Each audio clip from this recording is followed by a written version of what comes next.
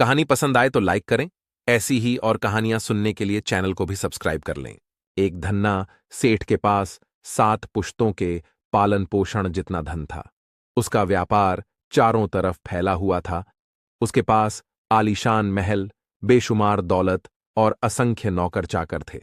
उसने अपनी जिंदगी में कभी किसी चीज की कमी नहीं महसूस की थी, सिवाय एक चीज के, शांति।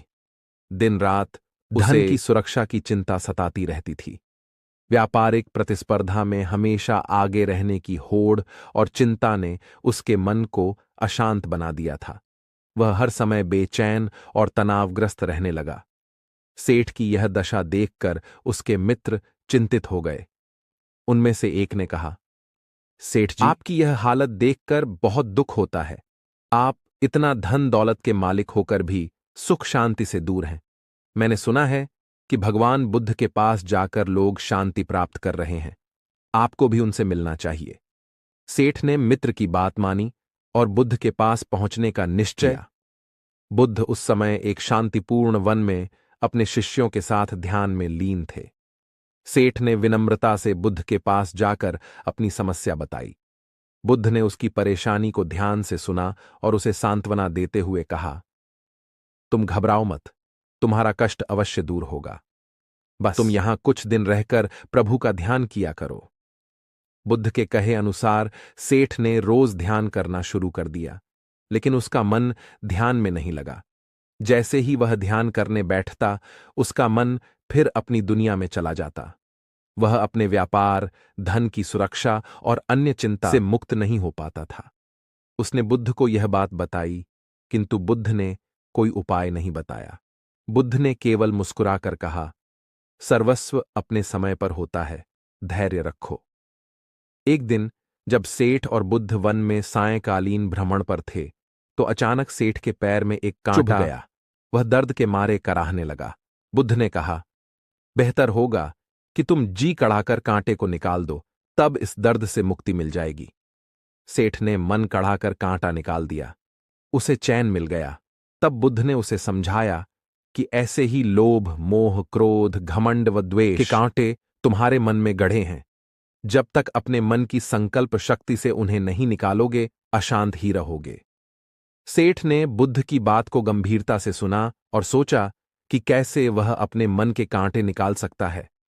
उसने अपने जीवन में कई चीजों को बदलने का निश्चय किया। उसने अपने व्यापार को अधिक ईमानदारी और नैतिकता के साथ चलाने का प्रण लिया।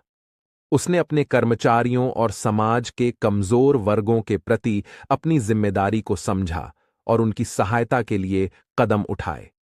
उसने लोभ, मोह, क्रोध और घमंड को त्यागने का संकल्प लिया और अपने जीवन में सादगी को अपनाया। धीरे धीरे सेठ का मन शांत होने लगा। उसे अब अपने धन और व्यापार की चिंता नहीं सताती थी। उसने महसूस किया कि सच्ची शांति बाहरी चीजों में नहीं, बल्कि हमारे अंदर ही होती है।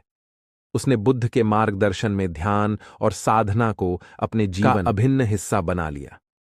अब वह पहले से कहीं अधिक सुखी और संतुष्ट था। सेठ ने अपनी संपत्ति का एक बड़ा हिस्सा दान कर दिया। उसने अपने धन का उपयोग समाज के हित में करना शुरू कर दिया।